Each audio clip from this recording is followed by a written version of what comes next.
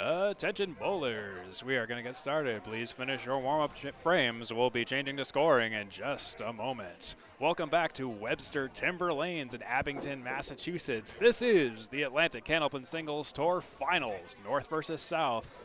This is Class B, JT Lyonnais versus Glen Gill. Hello, everyone. Once again, I'm Steve Kelly on the mic, along with Greg Gouillart this time around. It's great to have you along with us here at Abington, Massachusetts at Webster Timber Lanes in one heck of a crowded house. And it's going to be a great match. We got JT Lyonnais and Glen Gill up on deck. That both have earned their way to the final spot, North versus South. And, yeah, that sounds like it's going to be a great match. Right, Greg? It should be. An Exeter powerhouse versus an old-time fairway bowler and now Ryan Family Amusements Millis bowler. A close showdown on paper, and I expect a close one on the lanes today. Yes, and the way JT has been bowling, especially at Exeter Lanes up to this point, when I've been covering him, I expect it to be an incredible barn burner of a match. So anyways, let's turn it over to the lanes, and that down there is the backs of Glen Gill and JT Lyonnais. Here's the fronts of them. And anyways, let's give them the thumbs up and tell them they're good to bowl. As soon as they turn their heads this way, there we go. It's good to go. We're good to go. Let's play some Candlepin bowling. Let us do that indeed. The Atlantic Candlepin Singles Tour, a traveling speed league across 18 weeks of play, or 18 bi-weekly periods of play, I suppose. And here we are at the playoffs, the finals in each class. Glen Gill on lane 23 gets underway. It's a bundle of 5. If you're new to Candlepin, 3 balls per frame. Play the wood as it lies. Strikes are rare. It's a game of spares. That was almost a poem. I think I had a better rhyme at one point, but I forgot it. So close on that no 9-pin. I do agree. It's a game of spares. Glen Gill. Looks like a 10 box to open things up.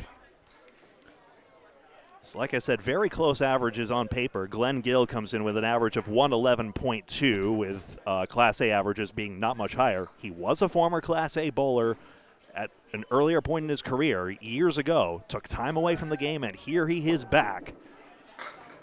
Just next to that head pin. Split 2 and 7.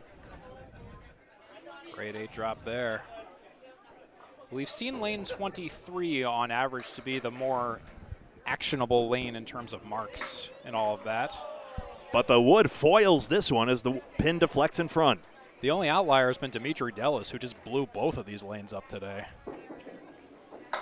And there's a 10 box for Mr. Gill, perfect after 2 10s, 20. Yeah, I'm surprised by the number of sub-500s we've had here, even considering, of course, we're working our way up in strength, but still. Yeah. But what I've noticed about these pins here in Abington is that you don't get them just because you hit them. You have to be perfect on the entry angle. A grimace at the line as he punches out the half Worcester. And another common denominator we've noticed across all the matches, no matter who you are, there's been a couple of first ball jitters for at least sometimes an entire game's length. Does happen to everybody. Gill back in there, but no kingpin. Oh my goodness, he leaves the 5. Great bid. Webster Timber Lanes is a south house, so there may be a familiarity question as well on that 9 box. As Gill, of course, comes out of Ryan Family Amusements Millis in the South region. JT Lyonnais out of Exeter Lanes in New Hampshire. Happy birthday, by the way, to its owner, Rob Ficara Sr., as I speak. Oh boy, happy birthday. Hopefully JT can deliver a nice birthday present to the Shooter Sports Pub. We go 5 boxes at a time.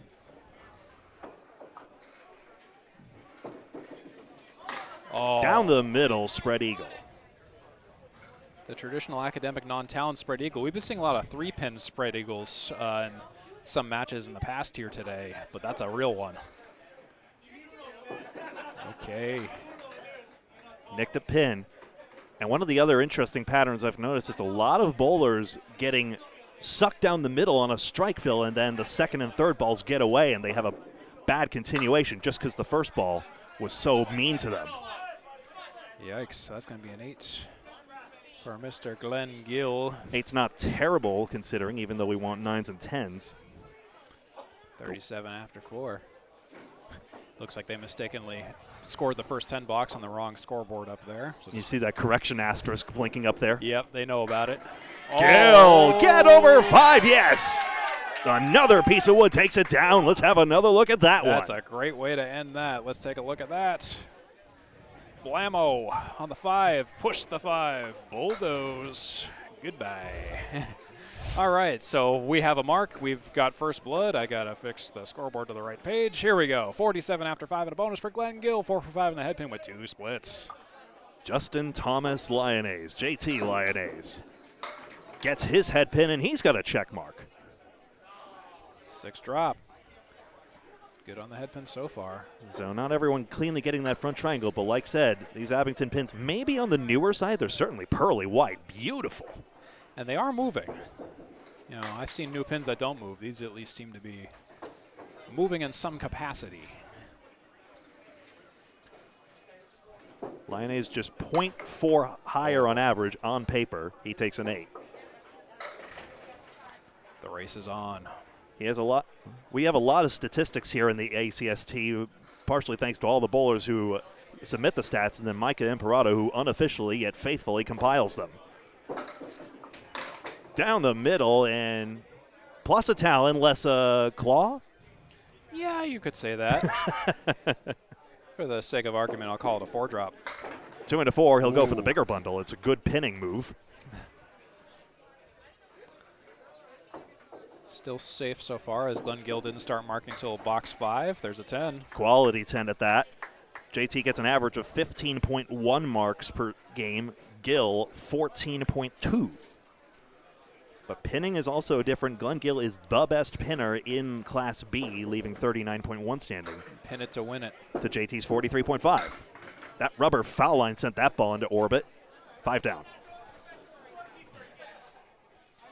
Heck of a bid there.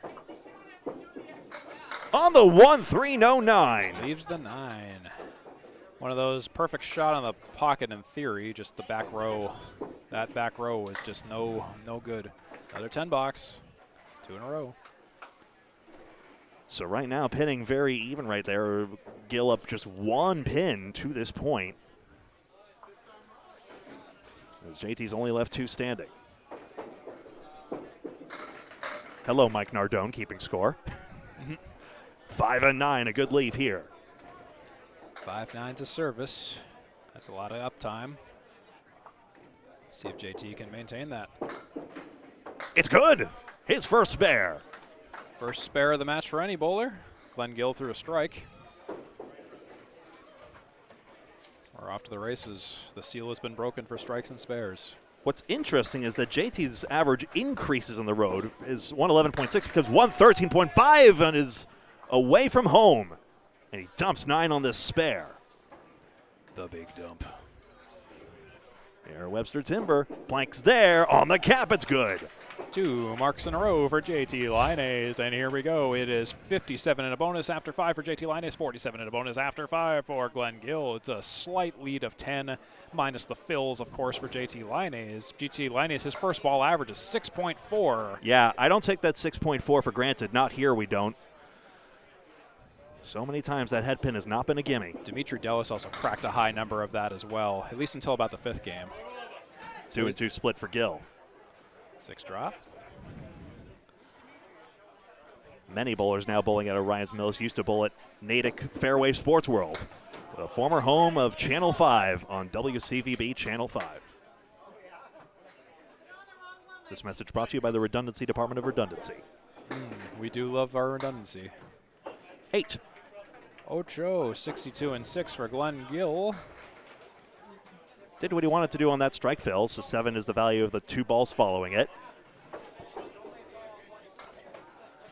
It's a 5-game marathon, not a sprint, so any early leads or deficits are not a disaster. They'll want to average 3 marks per game, but you have time. It's an average, and the pins tend to go down eventually if you're on target like that. Let's take a look at that again. Brooklyn side. 6 pin falls last. We've yet to see a double strike today, but we've seen a lot of bowlers miss it by 1. I think Pat Holland, Dimitri Delis come to mind.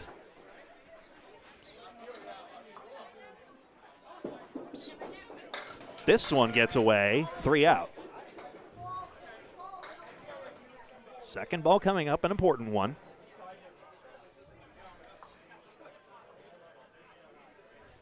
That's why you get 2.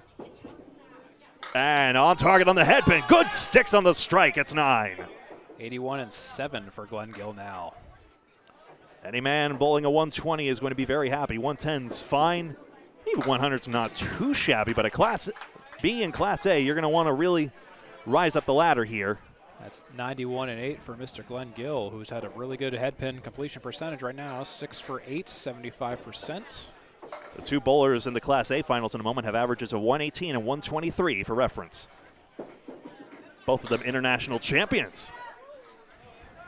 Glen's got the 3-7-10. He's has past and future Worlds experience, was on New Hampshire All-Stars, did not win any titles despite the team doing so with them.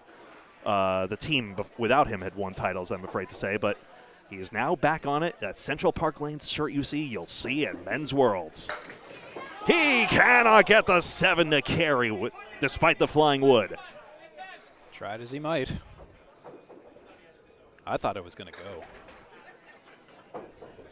Corrado Pani, the captain of that Central Park Lanes team, out of East Boston, Massachusetts. That's 101-9 for Mr. Glen Gill. 2 marks. He's left 5 pins standing. That is good pinning. In my opinion, averaging 9 in the non-mark frames is good going. Oh, a little off target to the left of the head pin, drop 6. That's what usually happens here. You get that annoying back pin. 1-3-6-8 is no gimme, which makes sense. You missed your head pin. I guess it's good for the game.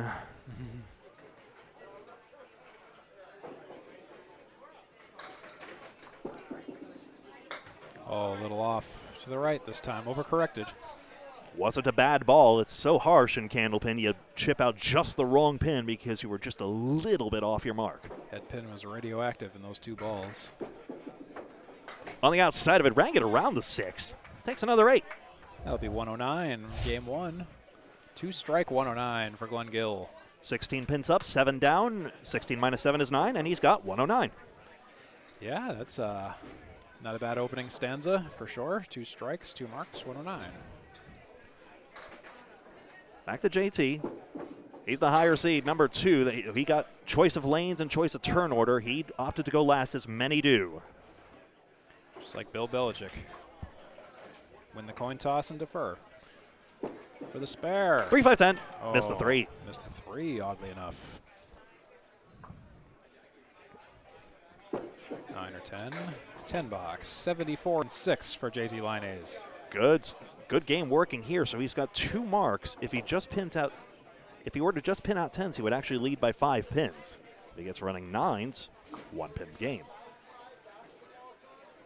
Do you have a 6th string in you if they go to overtime? I think I can find one somewhere. Find a way, Steve. Find a way. Speaking of finding a way, that 3 pin is fighting with all its might. But this is the thing about newer pins. They have more robust edges, and it is tougher to tip them. That is true. But if you can send them over like that, the new pins tend to fly when they're on their sides. JT's 3rd mark of the game. Let's watch that again. So again, unlike the regular season, it does not matter directly whether you win a string. But Lyonnais now certain to be ahead, or nearly certain. Commentator getting a little pretentious in this case. He got a huge fill, and it's 10. Strike on spare. JT came to play. That strike on spare is big, especially in the early game. Oops. Apparently I didn't press the button for the replay, my bad. At this rate, he might throw another one soon. I wouldn't worry too much. Doesn't this time, but he's got 6 pins to get. All the sleepers gone. 24 over par if we assume par is 10 a box. That's good in this game. Good 6 on the strike. It upgrades to 8. It puts him at 112. And rolling wood. I think it rolls in front, though. It sure does. With the benefit of this glorious pin cam, I had no doubt. That is close. We'll see. Yep, it is a 9. It looked fair from this angle. Yep, and I saw the 9 go up on the compy score down there, so I'll call that good. 121 and counting for JT Lyonnais. Bowler gets the benefit of the doubt if it's close. And that includes not second-guessing them otherwise. Now, of course, if someone takes an obvious one out of the gutter, then But the spirit of sportsmanship prevails in Candlepin. At this 9-pin, off the wood, it's good. Fourth mark? No. 1, 2, 3, 4, 5 marks in the string for JT Lyonnais. That's 131 and counting, if you can believe that. We saw it against this match against Dominic Palladino, had that one string where he cruised ahead. It was a second in his case. And the fill is 10 again. Holy 141 for JT Lyonnais. Look at that incredible run of marks. 5 mark, 141. 8 for 10 on the head pin, 3 splits, 4 spares, 1 strike. His worst box was only 8. All his fills were higher than 7 or higher. 3 pins left standing by my count. Incredible. You are watching the ACST live at Webster Timber Lanes in Abington, Massachusetts. One of many great bowling centers, in case that splash screen didn't give you that idea already. Yep, this one is kind of in the southern half of Massachusetts. Bit of a hike to get down here if you're from the north, but couple highways. Great house to bowl in. 1, 2, 7, 10. Glen needs an out. 6 drop initially, missed the spare. No intermissions in this game. We plunge right back into it.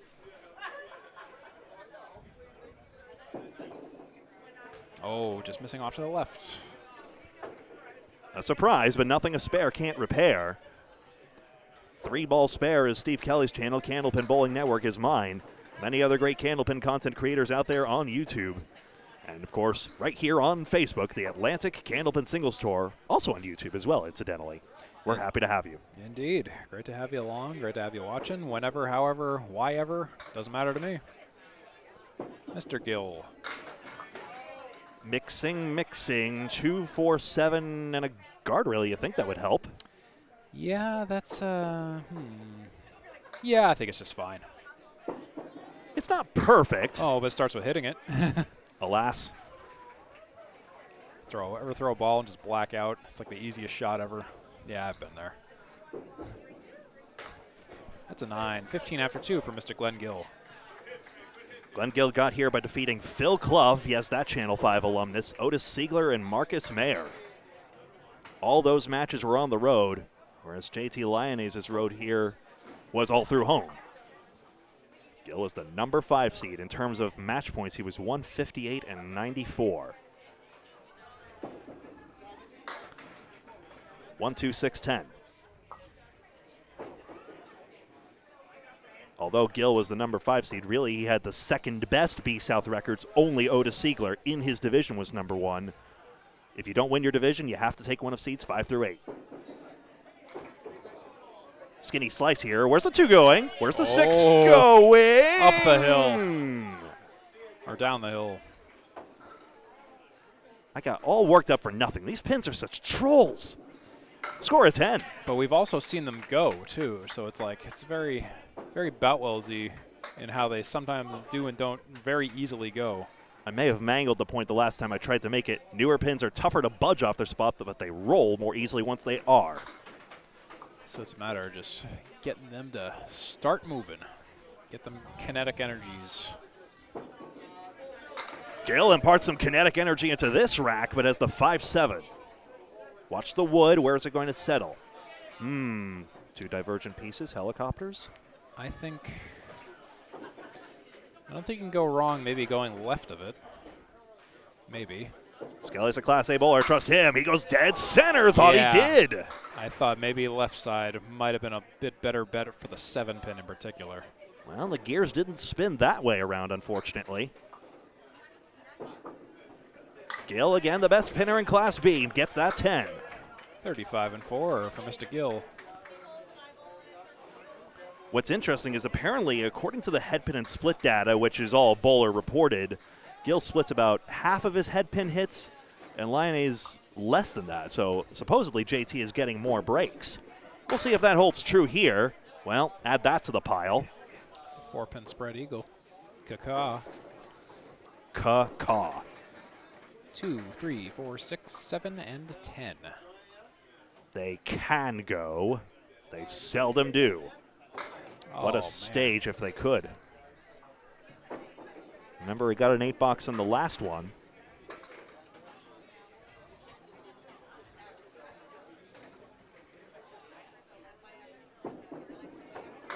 Takes 10 on that. He got both front pins. What an awesome way to end that. I was not expecting that to be a 10-box. That's a triple X throwdown, 3 in a row, 45 after 5 for Glen Gill. And Nardone marked it a spare. It was such an impressive shot. I don't blame him. I've done that many times. Back to Lyonnais. His road here went through Paul Mativier, Jeff Little, and Dominic Palladino, as we saw, Steve. Won't somebody stop him? Well, the pins hold him back briefly, 5-8-10. The Knot Castle. Oh. Get across! It dived off the back of the plate before it got to the 10. Dived. Dove. Whatever, Dave. Dave. Score at 9. All right, so that's an early box win for Lyonnais in this in this string so far. JT Lyonnais had highs of 151 for a string and 645. Second best in Class B. Marcus Mayer threw a 655 against Glen Gill. That's the 189 down there. Glen, of course, exacted his revenge on Marcus in the semifinals. In fact, Glen actually had lost to all his playoff opponents in the regular season and then defeated them all in the playoffs. Third ball coming up, 1-9. Kate Finn and Carrie Frazier are here, the Candlepin ladies, the TikTok ladies of Candlepin. Ooh. They make awesome stickers. I actually have I took a bunch of stickers from Bayberry at the ACBT 10, and then I arranged them. I took a little video of them. It's actually in one of my bumper reels. I saw that. I love those. By ACBT, we mean the Amateur Candlepin Bowlers Tour, a pro series with handicapped averages. Yeah, it's like the Pro Candlepin Bowlers Tour, and then there's the Amateur Candlepin It's going Bowlers to Acton. Tour. I'm so stoked, personally. 4-pin. It's good. That's a spare. First mark we've seen in this string. Yeah, I'm excited for the Acton stop as well as the Harvard stop because they're not, 2 hours away from home for once, like the first two stops kind of were. JT filling a spare, and it's a Caleri. Roberts Caleri.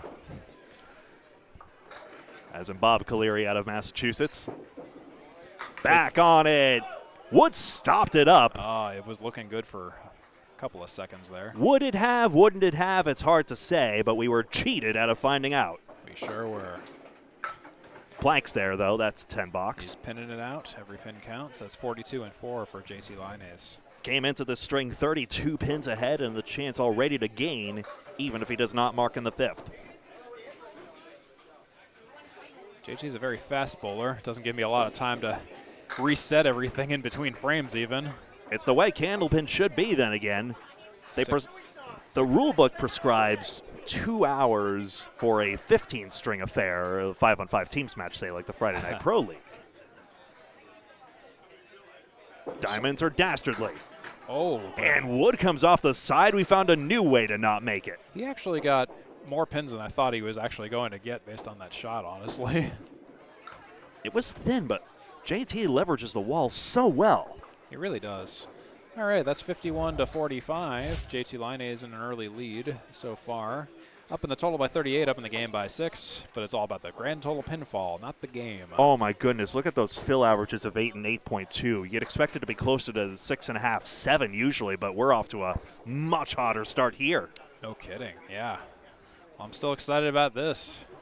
Remember, JT threw a 141 in the first game. Glen Gill threw a 109, so that was a fantastic. It's much higher than the first ball average I'm noticing, but then again, I remember they were both good on their strike fills as well. The second ball was really pivotal.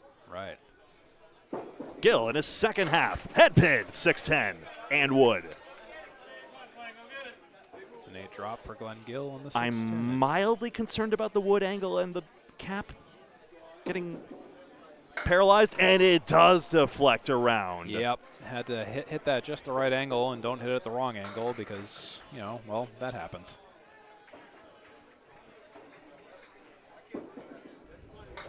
There's a 10 box.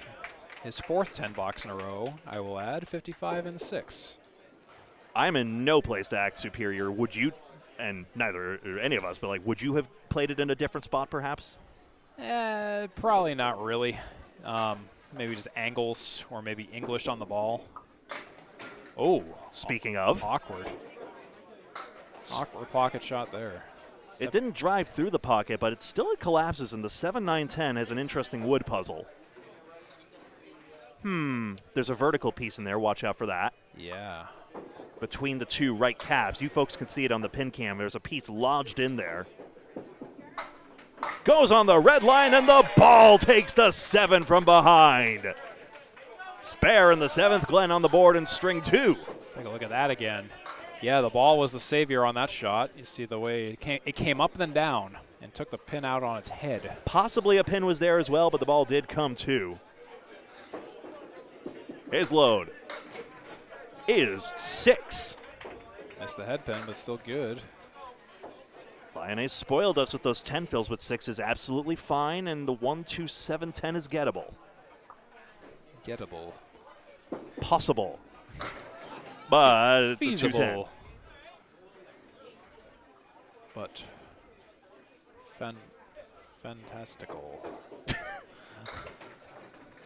We're just spinning the wheel of adjectives at this point. Oh, yes. I'll take an 8. Oops, that is not where you put the 8. I'd rather watch a live stream of a lane draw that I'm not even in the tournament for. Wow, harsh. That's 79 and 8 for Glen Gill. Had 109 in the first game. I didn't even mean that personally. I'm sorry. I'm sure John Alosa is weeping at home. John Alosa, #1 seed in Class B. There's a 6 drop and a split for Mr. Glen Gill. Otis Siegler was best in B South. And neither back pin disturbed by that bid.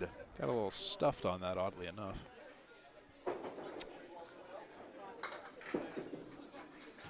Pick a stick, pick the left stick. You never know which pin will be the winner. I know picking the left stick was probably wiser because it's closer to a sidewall if you wanted to get that kick, but you know, it was a long shot either way. Everything's maintained here at Webster Timberlanes. Owner John Pumphrey, president of the Massachusetts Bowlers Association. He knows how to keep the lanes in good condition, whether it be for competitions like this or your birthday party if you happen to be here in the area. Yay, bowling. Bowling is fun for the whole family. Come on, go bowling. Chris Simmons has permanently damaged my brain with that phrase. He always goes, "Yay, bowling! Bowling is fun for the whole family." And now I just can't stop saying it everywhere. 1-4-7. Now he was going intentionally left at the 4-7, of course, over curled it. So he'll take 7, and here you see the scores.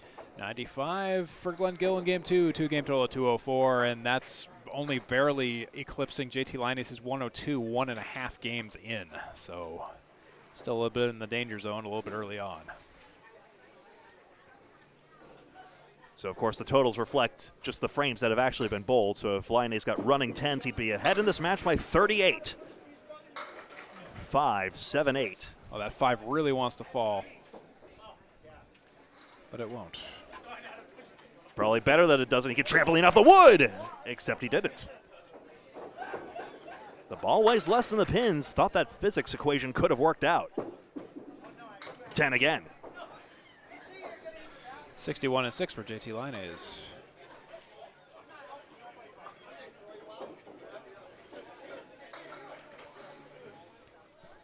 JT Lyonnais 75% in the head pin, and in past matches he's also been great on that statistic. Really? Yeah. And climbing, diamond right. That's the 3 diamond for those at home keeping score. Oh, he'll shave off the back of it. 2 for 4, diamond wins again. Mr. Gillis knows about that. And that's a 9 for JT Lyonnais at 70 and 7. Highest stats in Class B, highest single in the whole league was Spencer Alisi with 166. That's 9th overall, even when you lump in Class A. And then, as mentioned, Marcus Mayer, high series of 655. perfect box percentage, Anthony Delmonico 55%, Gill 54%, Lyonnais 53%. There's a 5-drop for JT. By perfect box percentage, we mean the percentage of boxes where a bowler got 10, spare, or strike. 10 or higher.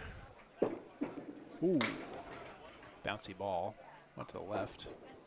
149. The squares. It's hit to be 9 box.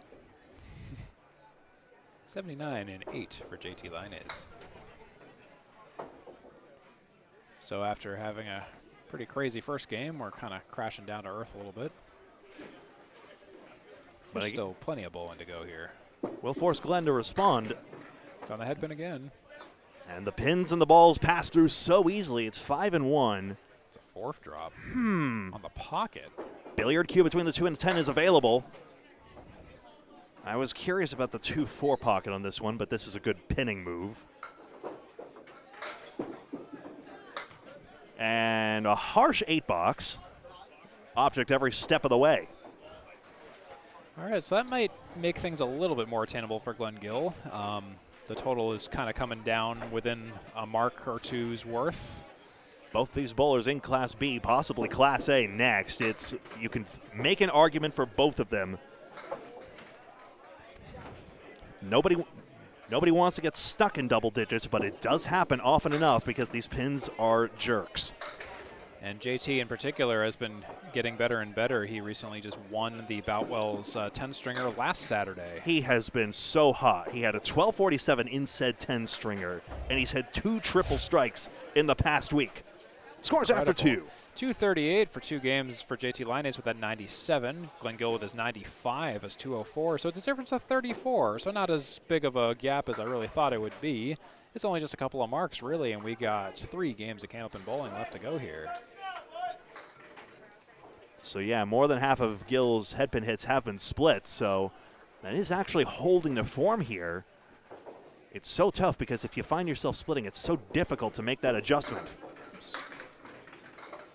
He held out the 2 fingers as we flipped cameras, but did not get 2. He got 5. It's always a nice feeling. You get pleasantly surprised. I do that a lot. Close 10-pin. Push it. Woods hit it and drops it. Glen Gill powers through for a starting spare. Great work by Glen Gill. Come on, replay. Let's go. Look at that. Watch that 10-pin in particular. Quickly before he has to bowl again. That pin took an ages. I know. In there. Nope, still not 2, buddy. 4.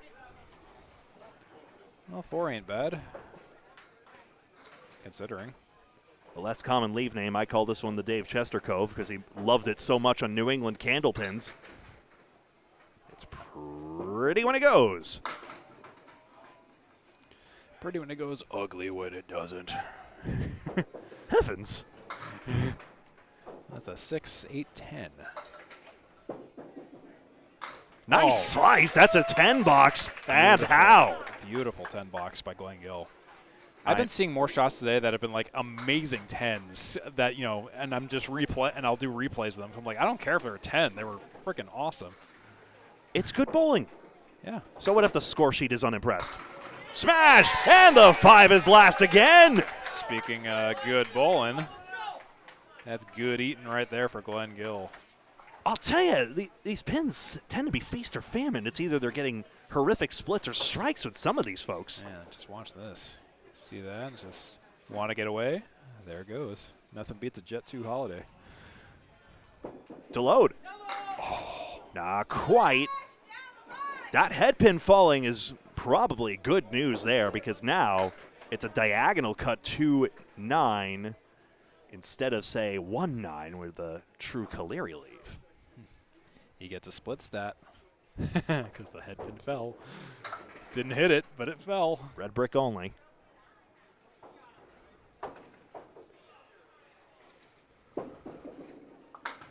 And just the 2-4 tip over, added on. Slice is a little full, 42 and 3. See that down there. There's some wood down there in front of the 7, a little far out, and some in front of the 9. The next time you see the vertical scoreboard light up, we use mostly standard American notation, except green bricks down the left side. That'll be foul in an 8 box, I'm afraid. Yep. Green bricks down the left side indicate headpin hits, and red bricks down the right side indicate splits. Yes, and in fact, here's a little here's a little how-to. There it is. In fact, in case you're wondering, I probably should have shown this hours ago. Oh, there we go. It's an overstep, I'm afraid, so that'll be reset.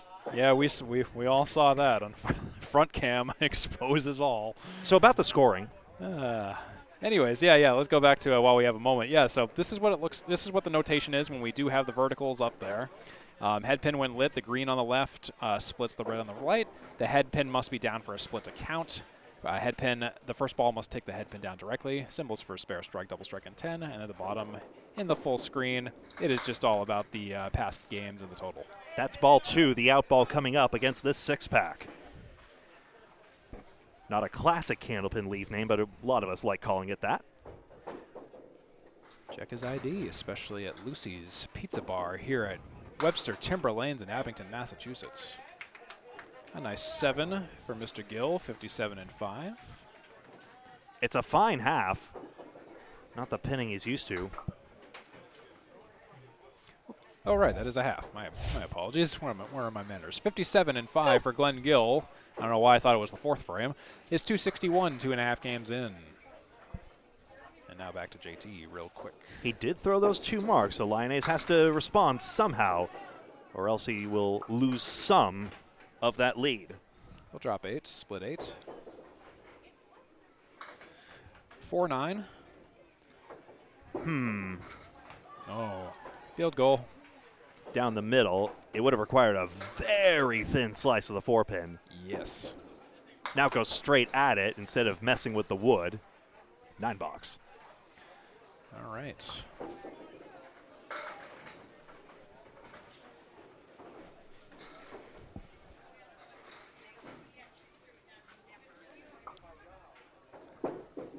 In the second. 3, 5, 6, and 7. That wood didn't really turn, I'm afraid, so 5 will probably jump in front of the 7 unless Lyonnais can power through. He does! What a nice Spare shot. in the second. Real good there. Right, let's take a look at that again because I really like that. The cut of the Triforce of Power against the 7. All over the pocket. And it's funny, he hit the pocket that really didn't, kind of play advantage to taking the 7 even. I guess the 5 did take it after all. Yeah. This feels good. It's 7, though. A castle. Thank goodness that left piece of wood, because the right piece of wood is useless. That's a castle on the right. Sweeps it. Spares again. Jesus. My apologies. I put the wrong pin cam up, but it was a spare. He took the castle. Took it out a little wall action in front of the 10 to collect. So he's 2 marks in a row, 36 in a ball after 3. On the head pin, good fill.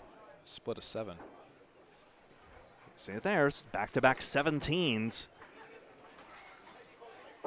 6, 8, 10. Wouldn't put it past him off the wood. He wanted to play the wood, which is a good idea, but just hit it a little bit too far backwards, or back. Hoping for a ball deflection, right, Steve? Yeah, he was too far down the hill. That was the term I was looking for. He'll take an 8 in the 4th. 51-4. So a chance for a 60 half here quite easily. Figured out. 51-4 for JT Line. He's perfect on the head pin this game so far. He got his fills. He did match what Glen put up Another head pin shot in his first half. Turnwood, please. Please. Oh, boy, what's it doing? It's not even going to do anything. Does it cover well enough?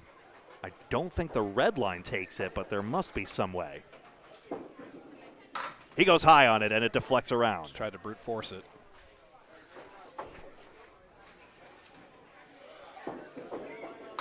Score at 9, I suppose. 60 half. Hey, 60 ain't nothing to shake a stick at. So that's 60-5 for JT Lyonnais.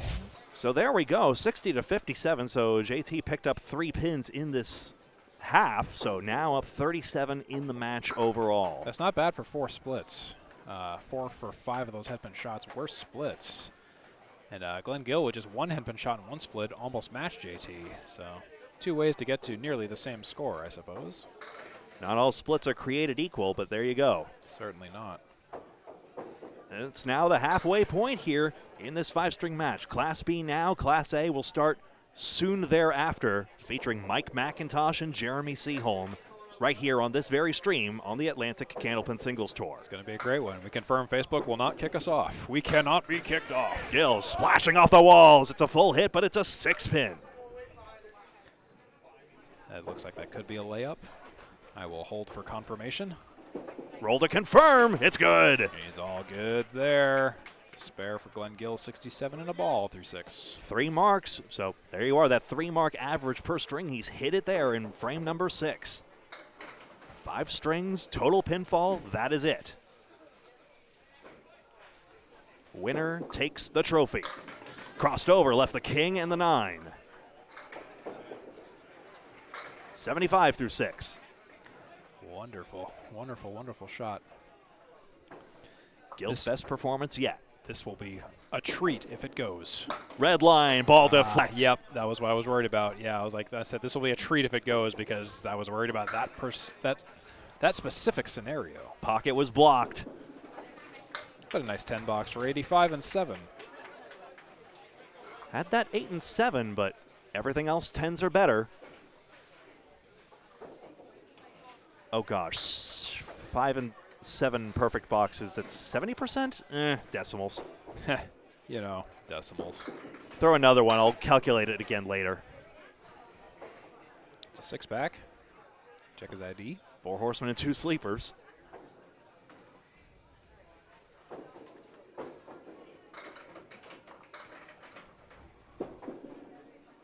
Takes out the bundle of 5. Well, gets the out. I thought for a second the head pin had a chance of getting taken out. We have seen pins fall backwards already. Yes. We haven't seen a backdoor strike, but we have seen a few backdoor spares go. We've seen a couple of near misses of backdoor strikes where like one pin kind of survives, or it was like a backdoor on the spare, but not a strike yet. I think the closest I saw was a 6-10 pocket something a couple matches back. That's 94 and 8 for Glen Gill.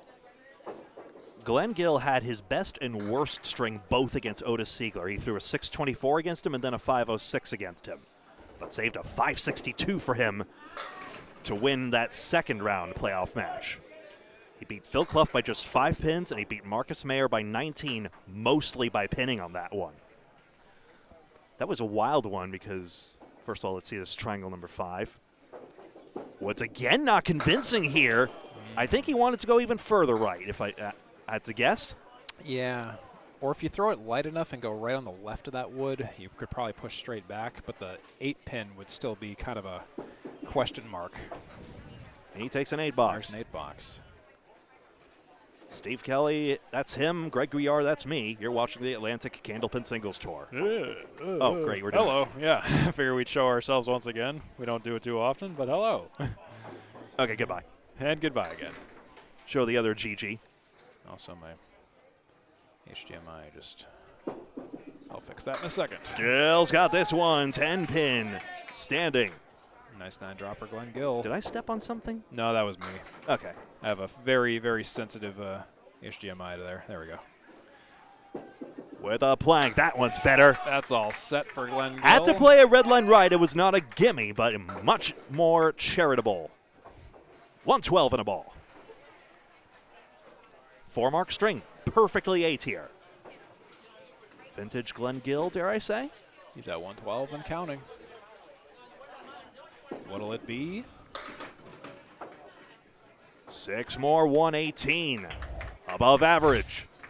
Look at this. 118 for Glen Gill, a 3-game total of 322. 4 marks. Perfectly sensible. 26 pins on his bonuses. It's basically dead on average. Averaging about 5.7 on the first ball. There's JT Lyonnais. Quick on the draw. And 7 go down. Love it. Let's go. Pick that ball up. Let's just huck it. 1, 2, 4. He throws it left to right. The 1-2 pocket should be his. It's good. Just. Count it. It was a little bit scary there for a minute. I'll show you why on the replay. It was the 1, 2, 4, and that 4 was kind of the question mark. Just kind of got slightly nudged thanks to the wood that was down there. Gill had 4 marks. Lyonnais has 3, on pace for 5 at this rate. Just 4. He's got the other Dave Chestercove leave. This 4 and 2. This time it's the 1-3 pocket. Ooh. Zings everything across. Goodness. All but the head pin. We mentioned that explosive sidewall action. Who needs a head pin? The 9 it is for 83 and 7 for Mr. Glen Gill. JT Lyonnais bowls on with the window source. I believe proprietor Sherelle Nealand is here, in fact, and that's during mixed worlds, and then Team USA during men's worlds. Smashed! 4-pin.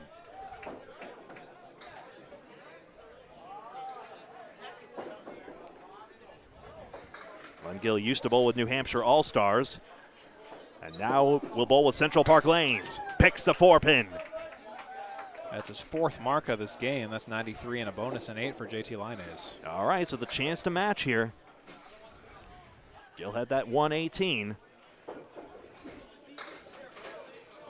Lyonnais the heavy favorite in this 3rd string of 5, but not conclusively so. 7 fill, a big 17, and a split. 3, 4, 6. 108. Off the wall? Oh, the wood's in the gutter, though. It looks pretty for a moment, but yeah, getting tripped by that wood kind of ruined the plan. And I like how there's that perfect notch in the gutter there to just capture the wood. Yes. Very borderline Canadian there. Very just slightly narrow, but not too narrow. Well, in Canada, it would just roll off the wall and just go back and forth and back and forth. Yep. Which will be exciting this November as we travel to Moncton for Worlds this year. Split of 7. Wood up there is less settled than my cat is. Settle, settle. More indecisive than the cat. It's like, will you just decide where you want to sit? No. And not literally just be in my way? Yes. 7, 8, 10 with wood. Ooh. Cue shot. Get over 8 at least? Yeah. Wanted more of the red line, I suspect. Yeah, kind of the wind got taken out of the ball's sails there. That should be a 9, yep. I believe that'll be 9. 117 to Glen Gill's 118. As signaled, yes. So, 1 pin for Gill. In this game. It's a difference of 33 in JT's favor otherwise. 355 to Glen Gill's 322. So 33, so Glen needs to win these by an average of 16 apiece. If he bowls slightly over his average and JT starts throwing hundreds suddenly, I mean, we saw double digits are possible on these lanes. Don't put it past him. Any ties result in a 1-string roll-off. Ad infinitum as necessary. Glen Gill with a 5-drop. Maybe a 6-drop? Ooh. I never know in this place. Keep rolling, rolling, rolling, rolling. Yeah! There's already been at least one mark where I marked it down as a split, and all of a sudden I looked up and it was gone, so that also has happened.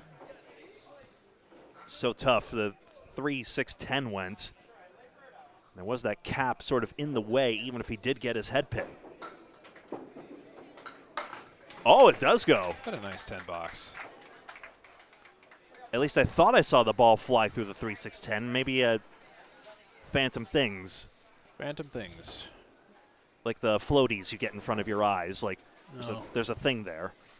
Yep, those are always annoying. I can tell you all about those. Starting 10 box for the Ryans Millis bowler. 3, 4, and 6. Now he's got this dastardly thing to work with.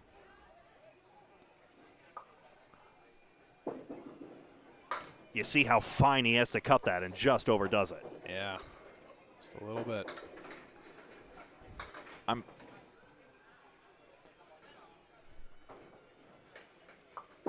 Third time lucky? That's a good out, though. Yeah. 9s are fine. Making the best of that. 19 after 2 for Glen Gill. Again, he just has to gain a couple of marks here. He does not need to go crazy just yet to get back in this match, even with only 2 strings remaining. He's been around the block. He knows this. Sure does. Just a couple of marks away. I actually talked to Dan Castle, who we had on for the C&D streams earlier, and he mentions, oh, yeah, I was against Glen's team many times, and I think there was a span of 5 of 6 years where Glen's team and Dan's team were actually in the playoffs of that league. 10-pin close. And so Castle's very familiar with him as a bowling rival. We'll score that a 9. Only 2 pins left standing in the first 3. Those 10s and 9s, sorry. That's 28 after 3 for Mr. Gill. Those 10s and 9s form a good foundation. You will need marks at some point, but you don't want to pin yourself out of a match before you get those chances. Yeah, once you're talking like midway through the 4th, that's when you kind of go, yeah, it's time to kind of turn things on here because you're running out of time in the form of boxes. It is noteworthy Lyonnais is opening up a bit of a head pin advantage here, but the 4 horseman is gettable, especially with the wood in the midst of it. I think the 6-pin moved off its spot a little bit. Blanca tones for that, just off target again. All but the object pin. It's a board or 2 every single time.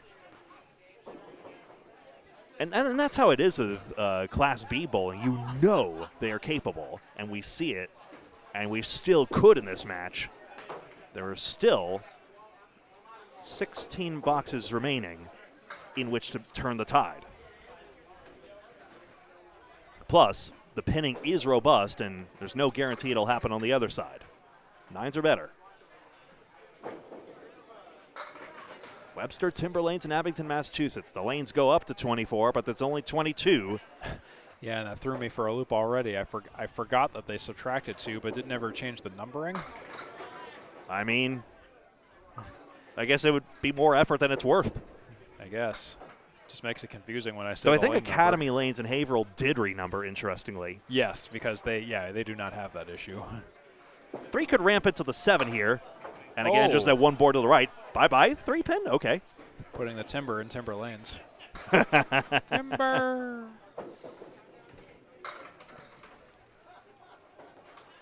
For the 10 box. He's got it. Well, that's 47 after 5. Starting and finishing with a 10 box and 9s in between. 2 head pin shots, 3 splits. Very good pinning here. Good pinning, though. I'm a little worried about the long-term viability, and especially if JT Lyonnais starts to really get hot here. 10 marks to 7 for Lyonnais. That may be as simple as that, the reason why he has the lead in this match.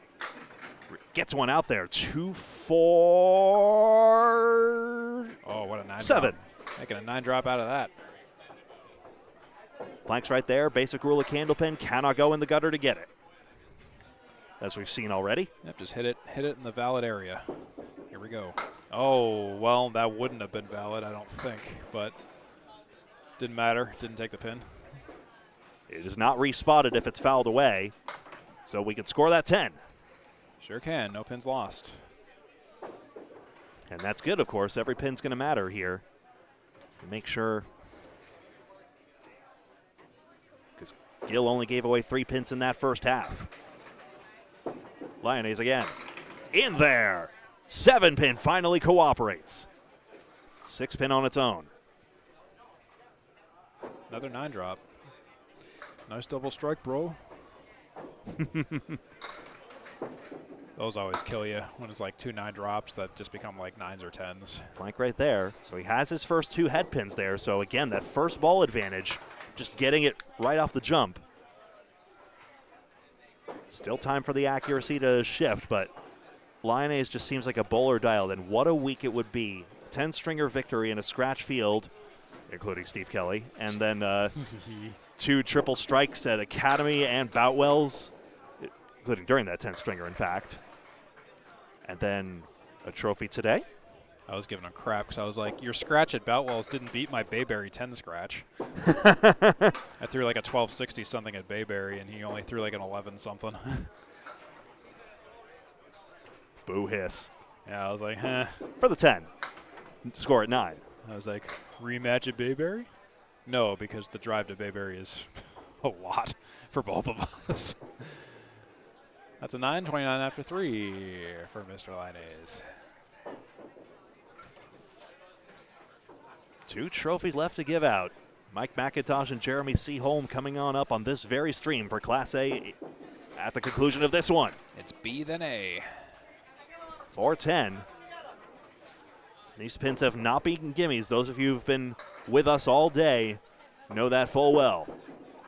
4 pin off the wall. Here comes one. What a spare that is. Incredible. Gutterwood resurrected to take it out. Let's take a look at that again because, yeah, I wasn't expecting that to go at all.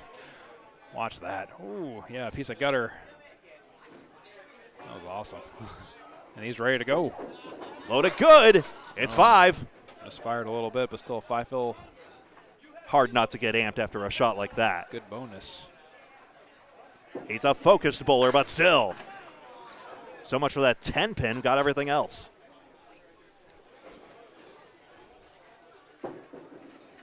Only 2 pins left standing in that half, so even out pins as well.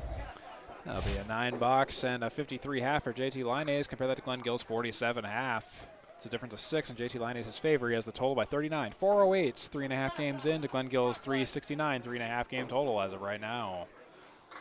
So Lyonnais is gaining 31 on fills and 8 in pinning, in fact, as it happens. Basically working it out from that number, and yeah, whatever. You know.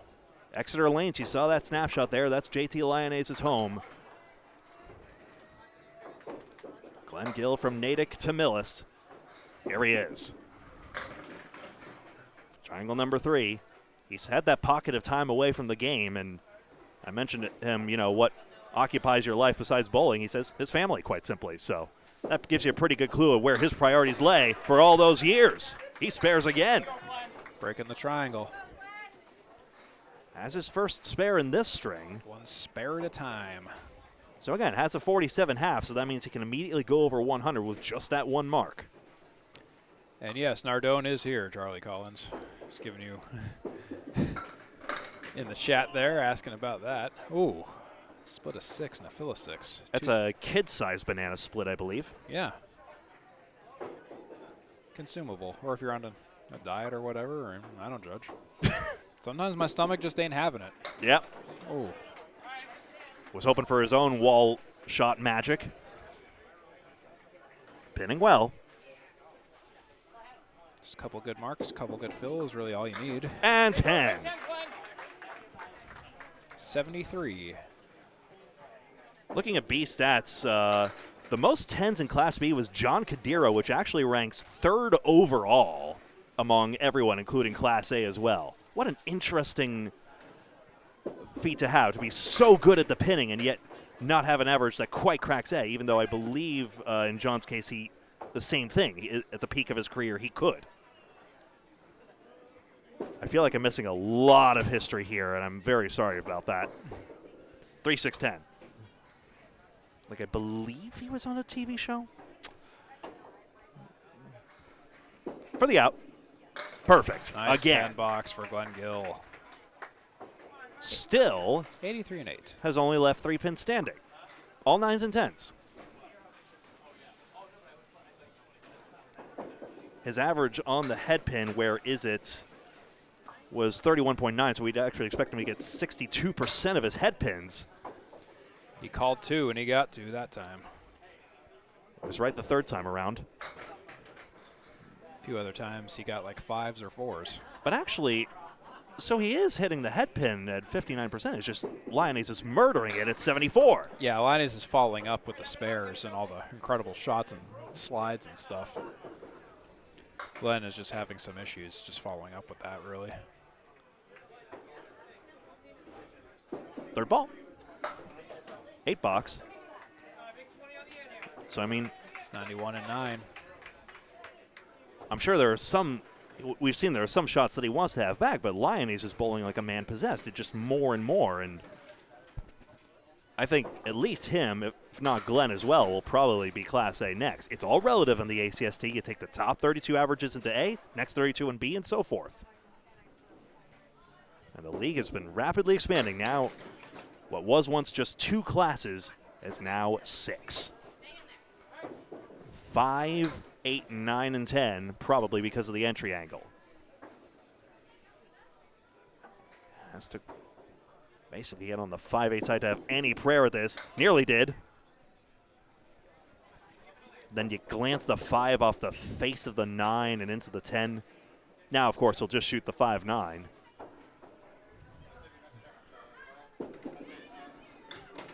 And a tough 99 string. I mean, all those head pins, but all those splits as well. 1, 2, 3, 4, 5 of them. And that's why he gets stuck in double-digit purgatory despite all his efforts. Yeah, he had a wall of red there with all those splits, most of them on his head pin shots, and yeah, just a bit of a heartbreaker there for Glen Gill. Lyonnais with a chance to grow the lead. Lost it that time, the old lemon drop. Paul did want me to mention, first of all, he's live with Bob Lee right now on Candlepin Bowling Network in Agawam for a special Candlepins for Cancer event. And then also, we got an event coming up at Big 20 Bowling Center, the Any Doubles event. So you can go to Candlepins #4 cancer.com for information on that. Candlepins 4 cancer.com. 10 box taken out.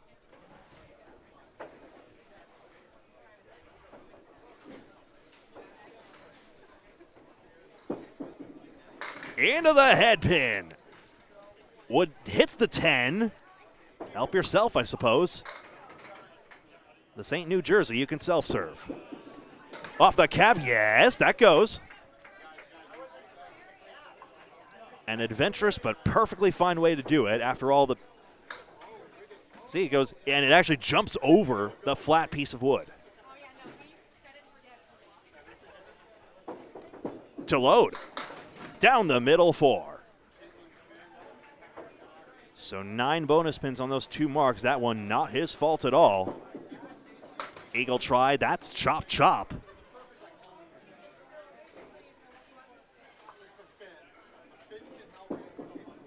And loses the 3rd ball. It's so harsh, only that 1 ball got away, but unfortunately the fill fizzles. By pinning out, he can have a 36-pin lead, which is basically where he's held ever since he got that 141 in the first.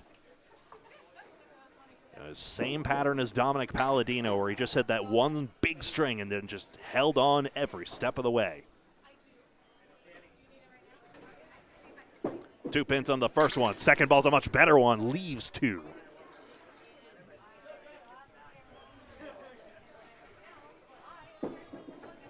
Jumps it. Yes, Rolling Wood takes it out for a 10 box. How about that? 92 through 9. So again, his opponent threw double digits, so an 8 box and he can start gaining.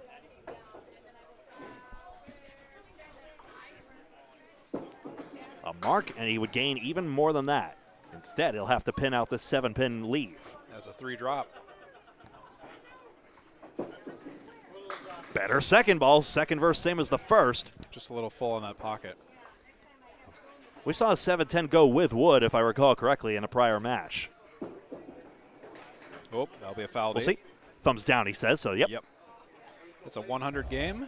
Better than the slitting the neck gesture. Yeah. Don't think that harshly of yourself, especially when you have this 34-pin lead. Yeah. 455 for JT, 4 games in, 421 for Glen Gill. JT up by a somewhat stable 34. It's not super stable because any bowler can still come back, but it's the last 10 frames to do that. We're going into the 5th and final game of the Class B Finals. Well, Glen Gill only recently set his so-called new Glen high single of 170 after he is returned to the game. His highs this season are 145 for the single. He also had the 8th best high 5 of 624. If he throws another one of those 145s, who knows? Or if his opponent throws less than what he has been. He'll need to dial it in right now, though. Who will win the Class B of the Atlantic Candlepin Singles Tour? Yeah, who do you think is going to win? Maybe let me know in the comments. And be sure to subscribe to this channel if you want to see plenty more Candlepin content wherever this came from.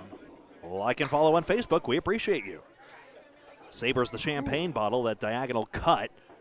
1, 2, 6, 9, 10.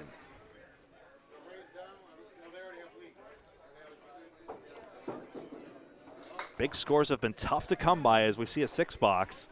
Dimitri Delis's 567, tops that we've seen so far in these finals. Glen opens with a 6-box. Honorable mention, by the way, to Charles Park on 535. I predict he will not be in Class F for very much longer. No, certainly not. Punching way above the weight. And that's the beauty of the ACST. You see these bowlers grow before our very eyes. And everyone who made it here made it for a reason. And win or lose, you are cashing today. So it's, you know, it's all gravy and that kind of stuff. Glen Gill's just got to tie a shoe.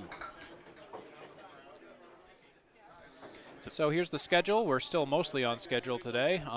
Maybe a little bit off just here and there. Right now we're expected to be around probably, my guess, 6:30, 6:45 for the Class A match at this rate. Because we're just behind by maybe about 15 to 30 minutes otherwise. But Jeremy Seaholm versus Mike McIntosh is coming up.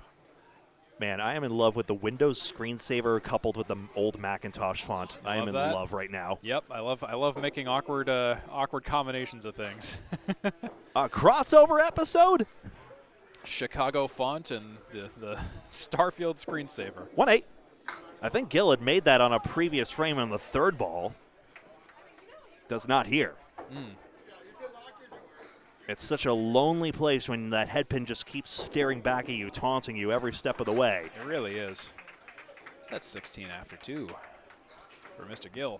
Because then you know you have to throw that third ball, and it's a tough place to be, and it can happen to absolutely anyone of any caliber at any time. No doubt. He still has time, but it has to be basically now. Head pin, if that 5 tips, it's simpler. 3-6. Could it be now?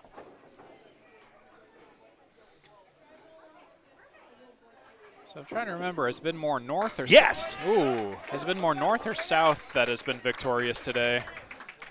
That's an interesting stat. It has alternated. South-north, south-north. Ooh, so we're almost even. Charles Park, Matthew Powers, Patrick Holland, Dimitri Delis. You think that having streamed this all day, I would have had that committed to memory, but somehow brain is just mush. It's amazing how many details I have to rewatch on the stream later. Yeah, it's always one of those things where you were streaming and scoring all that. How did you forget? I'm like, you'd be so surprised at how easily I could forget things. 3-1 split. I tell you, he didn't miss that cut by much. He misses the object pin, but only by a board. As it is on a 6 fill and an 8 box. 40 after 4. Makes par.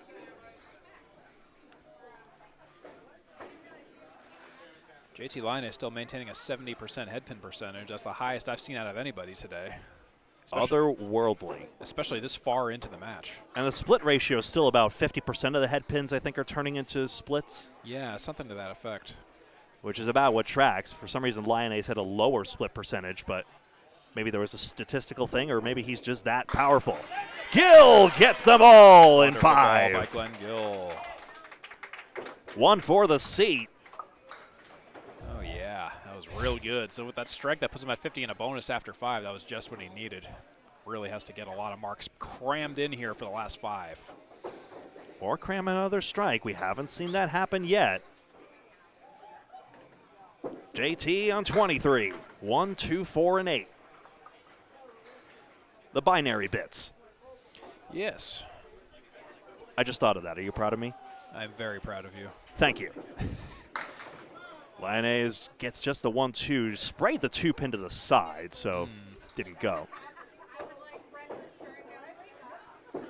There are 8 different kinds of 10. people that know that understand binary. Those who do and those who don't.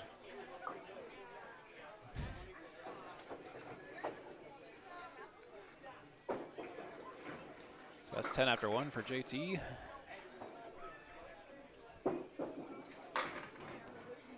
Get over something. 1, 3, 6, and 8. was a Caleri, now is not. Front piece gets out of the way. 6-pin wood, you can stay. Another 6-drop. Now that everyone's got their places, let's see a shot. Ooh, boy, what a bid. It would be great if I could stop being dyslexic and show the right pin cam. Keep showing the inactive lane. It's purely my own cognitive failings. I know that perspective so well. Lyonnais, of course, shoots from left to right, so getting at that 1-3 pocket, really difficult. Plank, on the other hand, is trivial, and he's got a 10 box again. Never seen a no mark 100, just saying. All right, he's 20 after 2. 2 10 boxes in a row. Could use a mark or 2.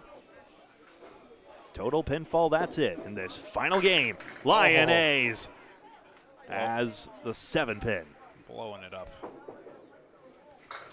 That 9-pin drop's going to increase his first ball average again. We'll see that in a moment. And he spares.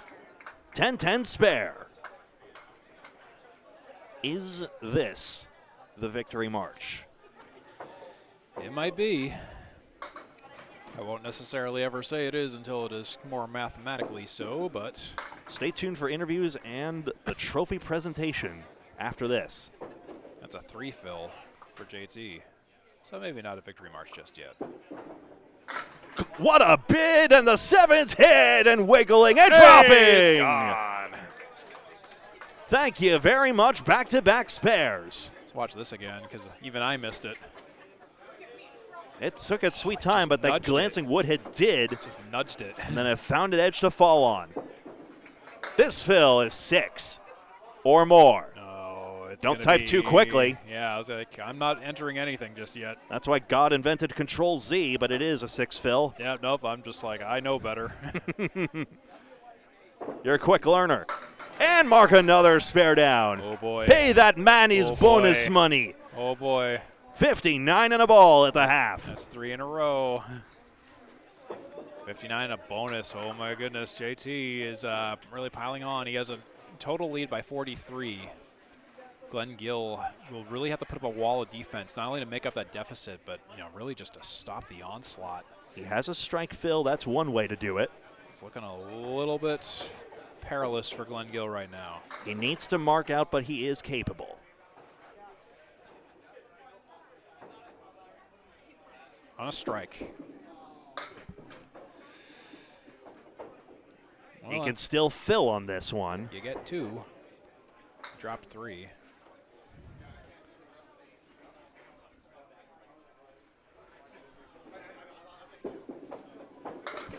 Oh, Drops on that head pin. A little too full. 3 6 10. So that's a 7 fill on the strike. That puts him at 57 after 5. With a 10 box to follow up. I've actually had the pleasure of bowling league alongside Glen Gill. He is such an encouraging man and a great coach of the game as well. Not in the really technical step, but in terms of mindset. Like any good bowler, knows how to check his pins and stay on his fundamentals. Maybe here he's missing things by a board or two, not that time.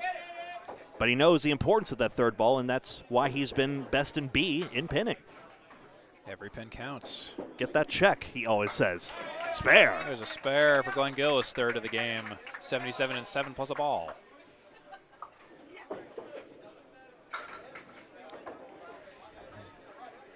And I am sorry if I've thrown too many spitballs back here. I don't mean it that way. Spitballs.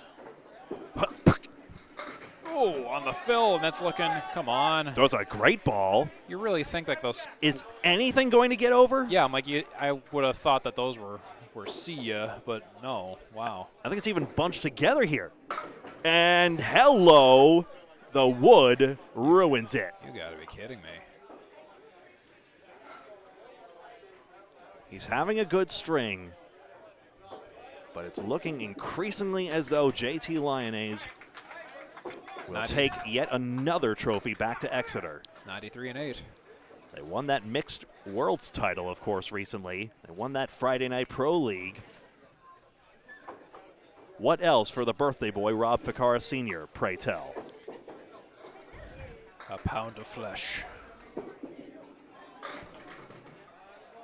2, 4, 5, and 10. Yeah, as I try to scrub that horrific image out of my brain. Well, that's certainly something. Well, it is a triangle, so I could kick over to the 10.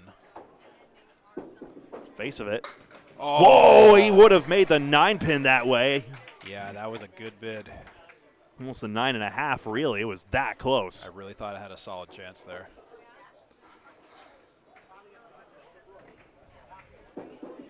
Just the littlest of inches make the biggest of differences. 9-box 102 through 9.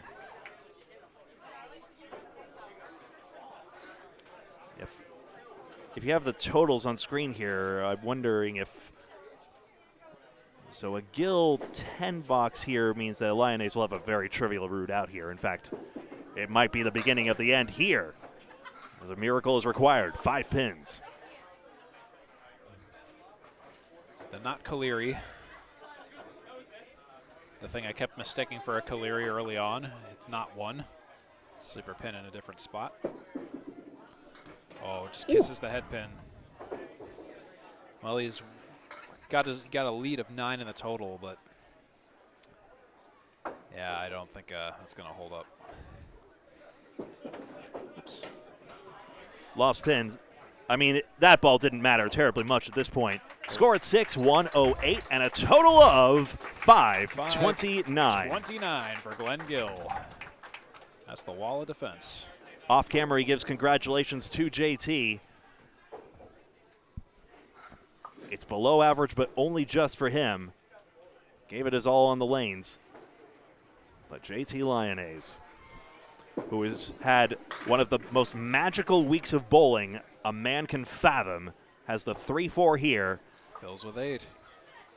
And the equivalent of kneeling out in the 4th quarter in the final minutes. That'd be funny if you could do that in Candlepin. Oh. What a cut! Oh, I thought that was gone. I thought it had enough contact. As if he didn't have enough for the highlight reel. 10. There's yes. How many? 77 and 6. How many to go? With 4 boxes remaining, he has a lead of 3 in the total. Congratulations. There we are. JT Lyonnais. So he had it on the first ball as it happens. Show us one anyway. Tip that 3-pin, why not? 10 box here. How about that head pin percentage as well? Oh my goodness, yeah, 60. Well, he's down to 66, but still. And spares. Still going. But still, that's consistent for JT across multiple matches. You check him out all through the playoffs. I remember I was always commenting. I was like, he's got a high head pin percentage. Like, he is all over that thing whenever. Yep. Whenever it goes to. Hey, we got a Danny Finn sighting. Hey, Danny Finn. We're going to get another one in a moment. He'll have some shiny in his hand. There he is. See, you got the pin cams the right way around yeah. now. Oh, I was fully ready to. Stay tuned for interviews, the trophy presentation, and then the Class A showdown between Mike McIntosh and Jeremy Seaholm. Podcast host versus podcast host. This is box 8. It's triangle number 2. The fill is 7.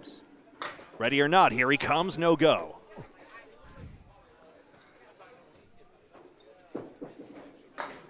Nice 9 box. Who cares about the 4-pin betraying him? Indeed. Oh, send the wood back, yeah. Yeah. Give the machine its due.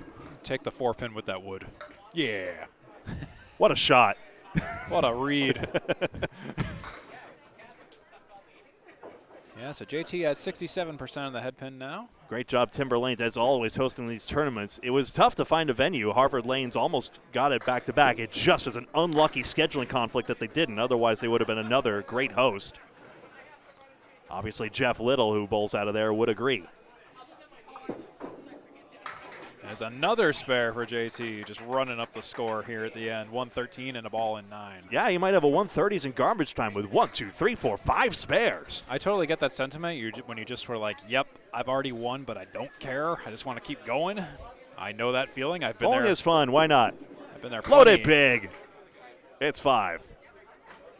You know, it's broadcast bowling. You want to look good. Come on, show us an out. I think this JT guy is going to be someone someday. And nearly cuts the 3, 6, 7. Game over. 126. And there you see the result on your screen. It is a 52-pin win officially for Lyonnais 581. And considering Wow. Yeah, 581 to Glen Gill's 529. Incredible. And it was really just JT. And JT got stronger every step of the way. In his playoff rounds, he won with scores of 534, 575, 578, and what you see here, 581. Look at that red line. You see it was above the blue every step of the way. He was just kind of always there and always, always ahead. So, all right, it's interview time. We're going to do the whole microphone shuffle as I unmute. Just trot this out to somebody. Trot that out to somebody. All right. Check, 1, 2. How we sounding? Stay tuned. It's all right, Steve? I think it's fine. Glen, commiserations. What a great season you've had here. Looked like you were having a tough time with the shoes out there or the grip. It seemed like you were just a little bored off every single shot. No grip. My shoes came untied a little at the end, but that wasn't an issue. I'm in a little bit of pain. Yeah. I pulled a muscle a few days ago. He pulled great, man. It was a good season, and I couldn't break some stuff up, and I got a couple rough breaks, and not thrilled about the overall result, but I had a good year and lost a good guy, and to get here is difficult for all of us. So I'm happy for that. And that's exactly the magic of the ACST. You're both Class B and best of the best, which obviously shows a rapid improvement or re-improvement in your case. One more question: would you want to be in Class A next year if given the opportunity? I think I would be, but I don't think I'm going to bowl ACST next year. Fair enough. It's a tough scheduling conflict then again. It's tough. But Danny does an excellent job. Corey Alisi, Maurice, anybody who's involved, a lot of respect. I appreciate all the hard work. Yeah, 6 treasurers in all. I forgot to name drop them as well. Glen, congratulations again on a great season, and look forward to seeing you around. JT! Another trophy going to Exeter Lanes, by the way. Rob Vicar's senior's birthday is today, and I think you've done him very proud as well. Happy birthday, Rob. You've been having one heck of a week. Is there anything in particular that you've dialed into that's made you a better bowler, or is it just a matter of the pins are falling for you now? It's a little of both. You got kind of be lucky, but you also have to be good too. It's like poker, right? Like the luck scale ends and the skills begins, and at what point? I don't know. I'm just tired. Yeah. I'm mumbling. But it was a great season. I give Glen all the credit in the world. You could tell he was laboring up there, but he was hitting his pocket. He wanted it. It fell short for him today. But he had an awesome season. I'm proud of Glen. I'm glad to see him back on the lanes. Can't wait to bowl him again one day.